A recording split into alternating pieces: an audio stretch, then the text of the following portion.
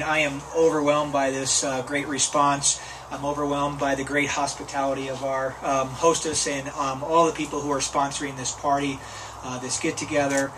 This is exactly what's going on in our country. There's a great awakening of people, some of whom have been politically active for a long time, some of us who are new to the game.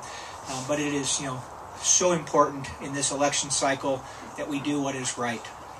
For those of you who don't know me, I'm Mike Fallon. I'm not a career politician, unlike my opponent, who's been in for 13 years, and before that, Pat Schroeder. I am an ER doc. I'm a businessman. Most importantly, I'm a father and a husband. This is Emma and Sam and my lovely and very patient wife, Sandy. So I appreciate them being able to be here tonight. A lot of people have asked me, why would you take on this difficult challenge? One, I think we can win. I have no doubt we can win. This is a year where the American population, the conservative voice, the voice of common sense and reason, is awake. We need a great conservative turnout. We need to convince the unaffiliated in our district that we have the issues and the message on our side. And I'm pretty darn convinced, with all the knocking on the doors that I've been doing, that we are going to win over a lot of the Democrats who are also disillusioned.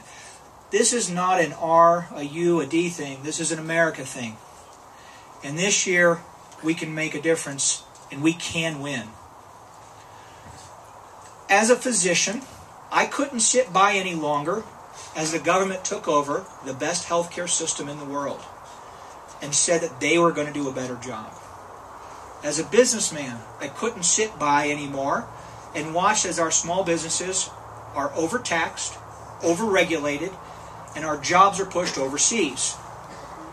As a citizen, I couldn't sit by while the government grew like a cancer, grew into our property rights, our personal freedoms, started taking away our God-given, constitutionally guaranteed rights. As a dad, and again this is most important, I can't be a part of the first generation in American history to pass on to our children and our children's children an America that is less capable, less free, less robust than the America given to us. We cannot go from the greatest generation to the most selfish. And that's why we're all here today. So I'm not sitting by anymore, so I'm standing up. I am running in this race not because I think I can win, it's because we have to win. And we have to win across the whole country. My platform is actually pretty easy, and it's so simple that it probably will never make sense in Washington. It's common sense. First of all, we need to fix the process. How can we have our government passing legislation they don't understand? When we have Nancy Pelosi saying we're going to have to pass the bill before we see what's in it, is offensive. What we need is a system where we have single-issue bills that not only should our legislators understand, they should read and understand, and then actually have the time to go back to their constituents and ask them, what do you think about this? Because don't they work for us? How can they vote on legislation when they don't know or don't care what we feel about them? Ms. DeGette has not been knocking on your door or having backyard barbecues or having town halls to find out how you feel about the legislation that they're passing in Congress. Second, we need to become the champions of free enterprise. We have to quit pushing our businesses overseas. We have to stop taxing and regulating so that our small businesses feel safe to hire again. We are facing the biggest tax increases in our history. We have the least tax-friendly environment for corporations in the world. How about this? Let's keep the estate tax where it is and not punish people for dying. Let's not punish people for getting married. Let's not tax somebody more for having children. What a concept. Let's reduce the corporate tax rate to 10% so that we're the most competitive country in the world, and watch the jobs start pouring back into our neighborhoods. We've spent nearly $1 trillion in stimulus in the last 18 months, and unemployment in Denver has gone up. I don't see the logic of what they're doing. And last, we have to live within our means. I know that's a crazy concept, but all of us do that in our homes, our businesses, our neighborhoods. We live within our means.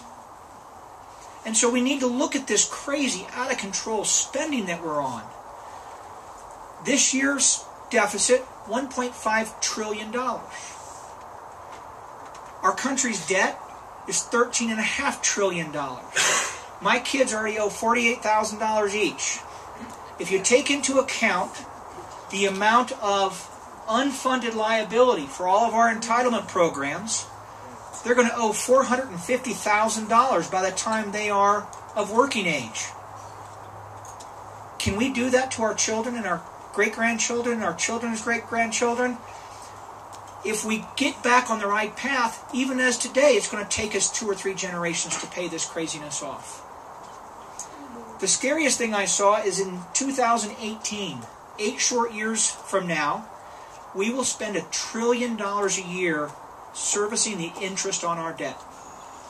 That is more money than we will spend on Medicare and Medicaid combined. That's more money than our military budget. Is that where we want to spend our money? We need leaders who are going to go to Washington and make decisions that may not be popular, that may not get them reelected, that may not get them PAC money, but is going to be the best for our country. We need to be selfless and not selfish. We need to do this so that we can hand in America to our kids that is the same opportunity, the same American dream that was given to us. This is the land of opportunity. It is not the land of outcome. We need to learn from our mistakes, not be bailed out for them. So I'm asking everybody, stand up with me. Get involved. I need your money. We can't compete with an incumbent. We can't compete in a demographic where the outsiders say we can't win. I need your volunteer time to go knock on doors, to say hi to the unaffiliated and the Democrats, and let them know that we have the right message, that we are going to fix the problems, and we are not going to make the same mistakes that the Republican Party has been guilty of in the past, and that's special interest spending. We have actually made a few commercials that I offer that you look at. If we can raise some money, you can actually see them on real TV. Otherwise, you're going to see them on the internet. We're going to send emails out to everybody in YouTube. So we're going to start cheap and think big. But we need everyone to get involved. This is the year that we can do the unthinkable. We can take Denver back for the conservative, thoughtful voice that is about what is right and not what is reelectable. I thank you for your time. I thank you for your interest. I probably spoke too long. I welcome your questions, and I'll be around for you to give me the hard ones when nobody else is listening. Thank you.